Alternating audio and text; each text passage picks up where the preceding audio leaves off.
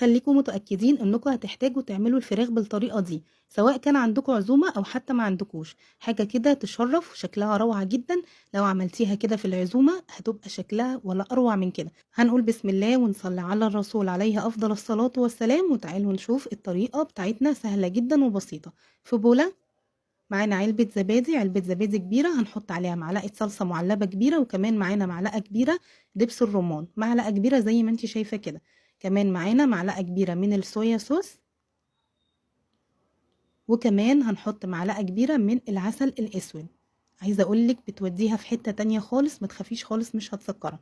معانا بقى ملح وبصل بودر وتوم بودر وفلفل اسود وكمان بابريكا وبهارات فراخ، وكمان معانا سنة صغيرة من القرفة.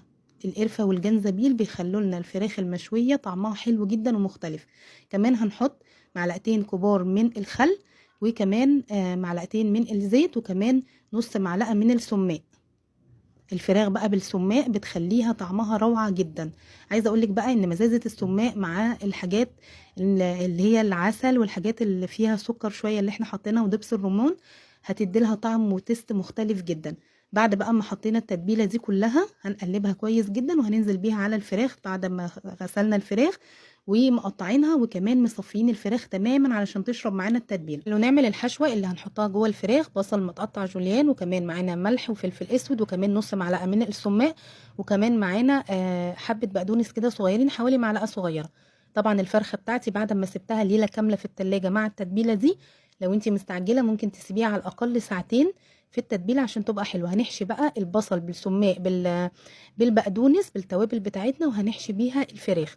بعد كده هنحط بقية التتبيلة فوق الفرخة، وهنحطها بقى في الكيس الحراري بالشكل ده، وهنربط كيس الحراري جدا وهنخرمه بقى، وهنكون مشغلين الفرن فقط لا غير، يعني مش هنشغل الشواية، الفرن بس درجة حرارة متوسطة، وهنسيبها بقى حوالي ساعة ونص او ساعتين. هنلاقيها بقت بالشكل ده كده خلاص هي استوت. هشيل بقى الكيس الحراري او هفتحه كده، وبعد كده هاخد من الصوص اللي هي نزلته الفرخة وهدهن بقى وش الفرخة بالشكل ده.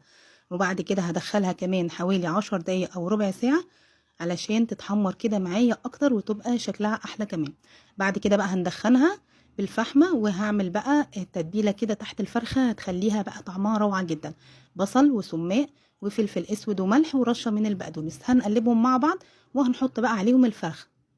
بعد كده بقى هنقطع صدر الفرخة بالشكل ده. عايزة اقولك بقى ان شكلها روعة جدا، طعمها روعة جدا، حاجة كده يعني تشرف لو انت عملتيها في عزومة.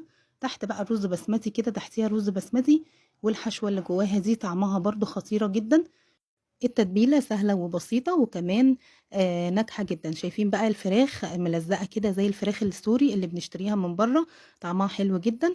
لو عجبك الفيديو او استفدتي منه بمعلومة صغيرة ما تنسيش اللايك والمتابعة.